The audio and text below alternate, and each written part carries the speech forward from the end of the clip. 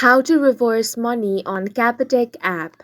Hi guys, welcome to our channel. Let's begin. First of all, you want to download and install the Capitec app. For that, launch open Play Store or App Store. Now tap on the search bar and here you want to search for Capitec app. Go ahead and tap on the install button and have this application installed on your device. Then launch it open and sign into your account. The Capitec app can be used to reverse debit orders but not other types of transaction. To reverse a debit order, you want to select Transact. Then select debit orders. Now enter your remote PIN. Select a debit order from the history menu. Choose a reason for dispute. Then accept the agreement.